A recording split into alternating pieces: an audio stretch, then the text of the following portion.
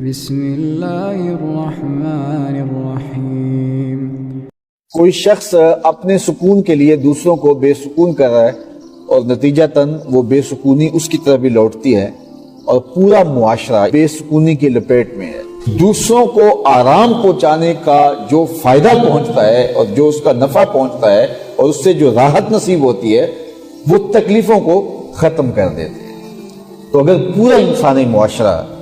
اس اصول کے اوپر اپنی زندگی گزارنے کا فیصلہ کر دیں کہ میں دوسروں کو نفع پہنچانا ہے، دوسروں کو راحت پہنچانی ہے، تو اپنے آپ کو میں تکلف میں بھی ڈال لوں گا،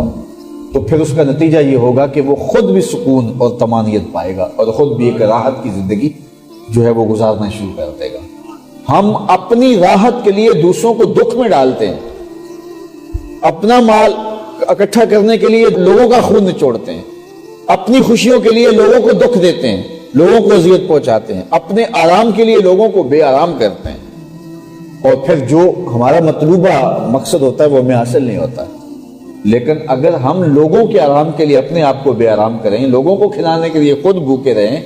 لوگوں کو راحت پہنچانے کے لیے خود اپنے آپ کو ضرر اور مصیبت میں ڈال لیں، اور لوگوں کا پیٹ پالنے کے لیے خود جو ہے وہ اپنے پیٹ پہ پتھر باندھ لیں، تو پھر ہماری زندگی پرسکون زندگی گزرے گی۔ اس لیے کہ جو طمانینت ہے، جو سکون ہے، وہ باہر سے نہیں پھوٹتا، وہ اندر سے پھوٹتا ہے۔ تو ہمیں یہ ایک زندگی گزارنے کا ڈھب دیا گیا ہے۔ ہمیں کہا گیا کہ گوشائے چشم سے بھی کسی کا مذاق نہ اڑاؤ۔ یعنی تم زبان سے کسی کو تکلیف نہیں دیتے ہو، تم کسی کو گالی گلوچ نہیں کرتے ہو، تم کسی کو پاؤں سے ٹھوکر نہیں مارتے ہو، تم کسی کا مال غصب نہیں کر رہے ہو، تم کسی کا حق غصب نہیں کر رہے ہو، لیکن تم اپنے گوشۂ چشم سے، اپنے انداز سے، اپنے رویے سے کسی کو حقیر جان رہے ہو، تو ہماری شریعت اسلامیہ تمہیں اس پر بھی قدغن لگاتی ہے کہ تمہارے گوشۂ چشم سے بھی کسی کی حقارت کا انداز نہیں پھوٹنا چاہیے۔ دو آدمی بیٹھے ہوں تو ان میں سے ایک آدمی کو الگ کر کے سرگوشی کرنے سے شریعت میں منع کیا ہے۔ کیوں منع کیا ہے؟ اس لیے کہ دوسرے شخص کو جو ہے وہ اپنا وجود غیر اہم لگے گا کہ ہم دو بیٹھے ہوئے تھے، اس کو بلا کر کے اس کے کان میں سرگوشی کی ہے، یہ کوئی اہم شخص ہے اور میں غیر اہم ہوں، تو اس کے لیے تم اور موقع تلاش کر لینا اگر ضروری ہے اس سے پردے میں بات کرنے کی۔ تو اس سے شریعت اسلامیہ کی حساسیت کا اندازہ کریں کہ کس قدر شریعت لوگوں کے جذبات کا خیال اور لحاظ رکھتی ہے۔ اور اگر ان نازک اور باریک باتوں کی مثال آپ دیکھنا چاہیں دور نبوی میں، ایک صحابی کے گھر مہمان آ گئے اور کھانا اتنا تھا کہ اگر خود کھاتے تو مہمانوں کے لیے نہیں بچتا، اگر مہمان کھاتے ہیں تو خود نہیں کھا پاتے،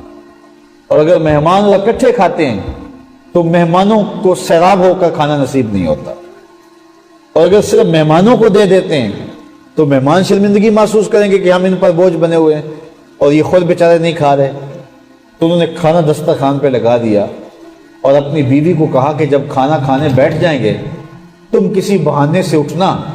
اور چراغ الٹ دینا، پھر اندھیرا ہو جائے گا تو ہم برتن بجاتے رہیں گے، لگتا یہ ہوگا کہ ہم کھا رہے ہیں لیکن کھانا سارا مہمانوں کے لیے ہم چھوڑیں گے۔ ایسا ہی ہوا، جب کھانا دسترخوان پہ لگ گیا اور ایک ایک لقمہ اٹھایا تو بیوی کسی بہانے سے اٹھی اور چراغ الٹ دیا، چراغ بجھ گیا، تو اب مہمان کھا رہے ہیں اور یہ صرف جو ہے وہ برتن میں ہاتھ لگا کے یہ احساس دے رہے ہیں، آوازیں پیدا ہو رہی ہیں کہ یہ بھی کھا رہے ہیں، اور انہوں نے یوں مہمانوں کی تواضع کی اور مہمان سیراب ہو گئے، اور مہمانوں نے یہ محسوس کیا کہ ہمارے میزبانوں نے بھی کھایا ہے۔ ان کو جو یہ احساس ہونا تھا جس سے ان کو کوئی تکلیف اور ان کی طبیعت پہ بوجھ ہو سکتا تھا، اس بوجھ کو بھی اتار دیا اور خود بھوکے رہے اور مہمانوں کو کھلا دیا اور تاثر بھی نہ دیا۔ اب صبح یہ صحابی حضور کی بارگاہ میں پہنچے تو جبریل پہلے پہنچ چکے تھے۔ اللہ اکبر! اور رب نے تعریف کی ان لوگوں کی کہ یہ ہیں وہ لوگ جو اپنے پر لوگوں کو ترجیح دیتے۔ تو ہمیں کیسی ستھری اور پاکیزہ زندگی گزارنے کا حکم دیا گیا کہ ہم مخلوق خدا کے لیے کسی اذیت کا سبب نہ ہو، کسی ضرر کا سبب نہ ہو۔ چھوٹے تھے اور ابھی آغاز کیا تھا کام کا، تو اس وقت ہم کہتے تھے کہ امیر شہر سے حساب لیں گے پائی پائی کا، غریب شہر کے بچے جوان ہونے دو۔ لیکن غریب شہر کے بچے جوان ہو گئے تو ان کے ہاتھ میں سوشل میڈیا دشمن نے اچک کے ہمارے ہاتھوں سے ہمارے بچے چھینے۔ وہ کبھی آپ نے دیکھا ہے مرغی کو کہ وہ جب کڑک بیٹھتی ہے تو اس کے نیچے انڈے بطخ کے بھی ڈالے جاتے ہیں، اور پھر 21 دن کی مسلسل سینے کی حرارت اور گرمائش پہنچانے کے بعد ان مردہ انڈوں میں آثار حیات نمودار ہونے لگتے ہیں۔ بطخ کے بچے جب انڈوں سے نکلتے ہیں اور مرغی ان کو لے کر کے جاتی ہے باہر گھومنے کے لیے، تو آگے جوہر ہوتا ہے، چھپڑ ہوتا ہے، اور سارے بچے چھلانگ لگا کے جوہر میں چلے جاتے ہیں، اور مرغی وہاں کھڑی ہو کے کڑ کڑ کر کے اپنے درد کا اظہار کر رہی ہوتی ہے کہ ان کو سینچا میں، ان کو پالا میں نے 21 دن کی ساری خواہشات کو ترک کر کے ان کو اپنے سینے کی توجہ دی اور یہ چھپڑ میں جا بڑھے۔ آج ہمارے ساتھ بھی یہی ہوا کہ ہم سوچ رہے تھے کہ یہ نئی نسل اٹھے گی، بنی اسرائیل کی وہ قوم جو قبطیوں کے زیر اثر رہی، اور جب حضرت موسیٰ علیہ السلام نے کہا کہ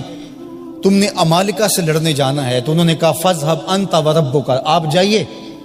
آپ کا رب جائے، ہم تو یہاں بیٹھ کے دیکھیں گے، اگر فتح ہوگی تو ہم آپ کے ساتھ ہوں گے۔ لیکن جب مقام تی میں ان کو قید کر دیا گیا تو پھر آزادی سے پیدا ہونے والے نئے بچے جو وہاں پیدا ہوئے اور جوان ہوئے، انہوں نے پھر عمالقہ سے لڑائی کی۔ ہم جب چھوٹے تھے ہم یہ سوچتے تھے شاید 100 سال تک سامراج کی غلامی رہنے والے لوگ شاید آزاد نہیں ہو پاتے،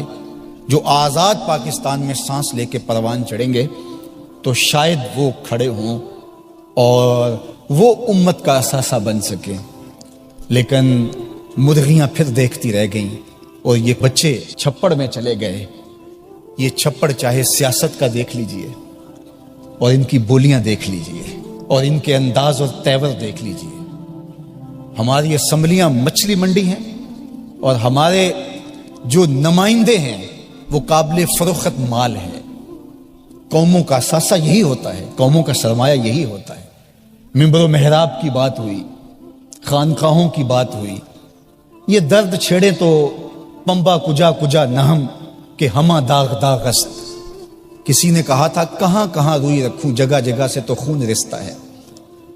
جاؤں تو کدھر جاؤں، درد تو رس رہا ہے، خون تو رس رہا ہے۔ تو حیا کا جوہر لٹ گیا، دور موجود کے فتنوں نے ہماری نسل کو اچک لیا ہے۔ وہ غنیمت ہے لوگ جو اپنی نسل کو بچا سکے، اور میں آپ سے یہی کہتا ہوں کہ ہم نے آنے والی نسل کو بچانا ہے، ہم نے ہمت نہیں چھوڑنی، ہم نے آنے والی نسل کے لیے محنت کرنی ہے۔ والدین کو ذمہ لینا پڑے گا کہ ہم اپنی اولاد کی صحیح تربیت کریں۔ صرف جو ہے وہ پیدا ہوئے بچے اور ان کو لوگوں کے رحم و کرم پہ چھوڑ دیا، اور جس مرضی سکول میں آنکھیں بند کر کے چھوڑ آئے، اور پتہ ہی نہیں کہ بچوں کی ترجیحات کیا ہیں اور بچے کدھر بڑھ رہے ہیں اور کس سمت رخ کر رہے ہیں۔ یہ والدین کی ذمہ داری ہے۔